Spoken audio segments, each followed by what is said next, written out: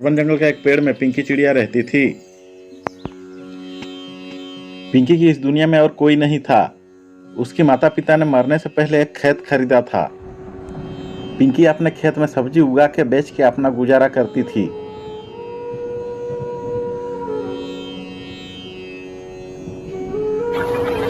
एक दिन अचानक गांव में तेज बारिश आता है और बाढ़ में पिंकी का घर बह जाता है।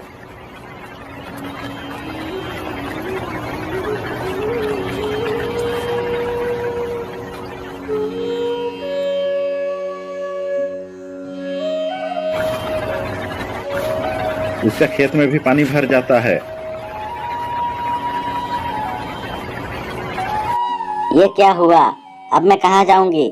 मेरी तो कोई रिश्तेदार भी नहीं है जो मेरी मदद करे। पिंकी का सारे खेत पानी में भरा होता है और उसमें एक आम का पेड़ होता है जिसे कुछ नहीं होता है। पिंकी की नजर उस आम का पेड़ पर पड़ जाता है। अरे इस पेड़ को तो कुछ नहीं हुआ है और इस पर तो बहुत सारी आम लगा हुआ है। मैं इन आमों को जंगल के बाजार में बेचूंगी और जो पैसे मिलेंगे उससे अपने रहने के लिए एक घर खरीदूंगी। पिंकी आम के पेड़ से बहुत सारा आम तोड़ लेती है और जंगल के बाजार में बेचने चली जाती है।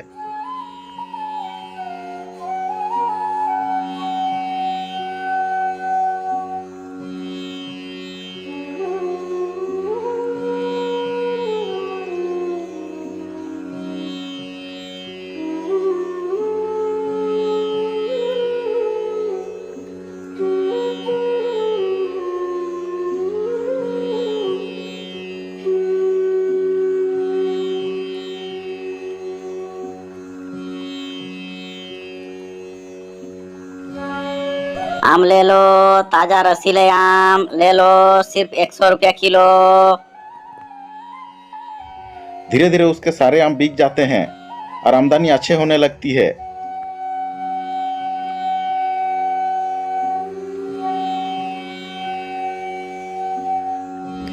पिंकी आम बेच के घर वापस चली जाती है।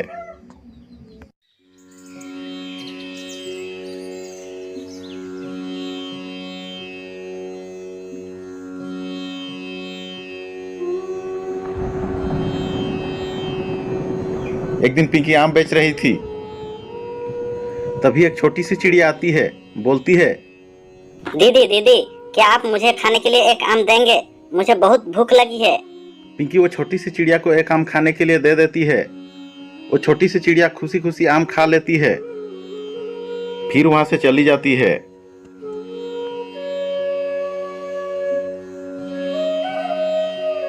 आम बेच के पिंकी के पास इतना पैसा जमा हो जाता है कि अपने लिए एक घर खरीद सके। कुछ दिन बाद पिंकी घर खरीदने के लिए जा रही होती है कि उसकी पैसा का थैला कहीं गिर जाता है।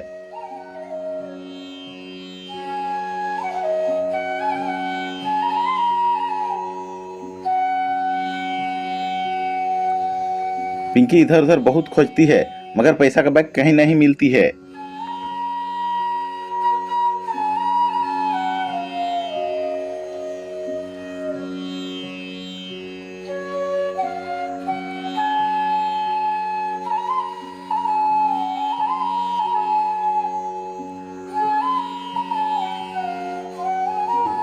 पिंकी निराश होकर एक पेड़ के नीचे बैठ के रोने लगती है। तभी वो छोटी सी चिड़िया जिसे पिंकी आम खाने के लिए दी थी वो आती है। वो पिंकी को रोते हुए देख के बोलती है, दीदी दीदी, क्या हुआ? आप क्यों रो रहे हैं? मैं घर खरीदने के लिए जा रही थी। मेरा पैसा का बैग रास्ता में कहाँ गिर गया। बहुत ढूंढा मगर नहीं मिला। और रोने लगती है। तभी वो छोटी सी चिड़िया एक परी में बदल जाती है।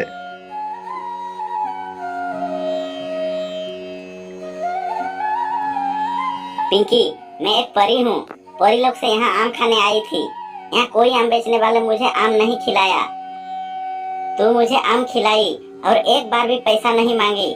मेरा भी फर्ज बनता है कि मैं तेरा मदद करूँ। कहकर परी अपने जादुई शक्ति से एक आम का घर बना देती है और अंदर में जादुई आम से भर देती है।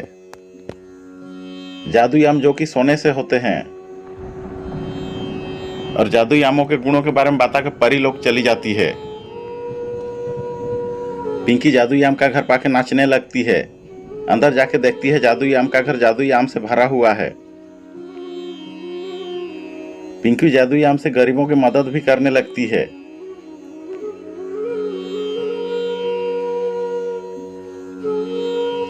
पिंकी की पड़ोस में रहने वाला कालू कौआ को जब पिंकी के जादुई आम का घर के बारे में पता लगता है, वो देखने जाता है। अरे ये जादुई आम का घर तो बहुत सुंदर है और सुना है अंदर में जादुई आमों से भरा हुआ है, जो कि अलग अलग गुणों से भरा हुआ है। एक काम करता हूँ, आज रात को सारे आम को चुरा के ले जाऊंगा।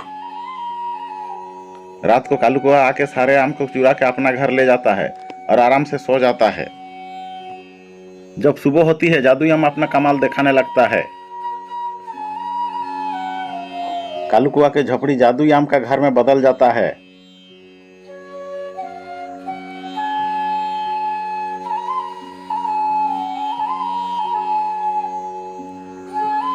उधर पिंकी अपना जादुई आम का घर को खोजने लगती है। खोजते खोजते पिंकी कालू कौआ के पास पहुंचती है। देखो कालू, मेरा जादुई आम तुमने चुराया है, प्यार से दे दो, नहीं तो अच्छा नहीं होगा। अरे पिंकी भाग यहाँ से, मैं तो अपने माँ बाप का नहीं सुनता, तेरा क्या सुनूंगा। कहकर भगा देता है। पिंकी दुखी होकर चली जाती है। तभी थोड़ी देर बाद एक छोटी सी चिड़िया आती है। भैया भैया, मुझे एक जादुई आम दे दो ना, मैं बहुत गरीब हूँ। चल भाग यहाँ से, यहाँ कोई जादुई आम नहीं है, होता भी तो मैं तुझे नहीं देता। यहाँ का भंडारा खोल कर बैठा हूँ। और छोटी सी चिड़िया को धक्का दे देता है। चिड़िया गिर जाती है और उठकर परी के रूप में आ जाती है।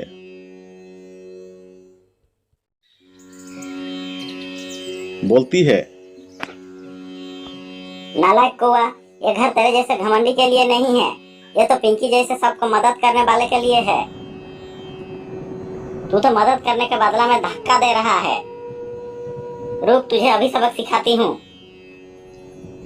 कहते ही जादुई आम का घर उड़ने लगती है और कुछ ही समय में आसमान में पहुंच जाता है और कालू कौआ को धक्का दे देता है। कालू कौआ नीचे गिर जाता है। पिंकी अपने जादुई आम का घर को आसमान में उड़ते देख बहुत खुश हो जाती है। जादुई आम का घर अपना पुराना जगह में पहुंच जाता है। पिंकी परी को धन्यवाद देती है। परी अपने परीलोक चली जाती है।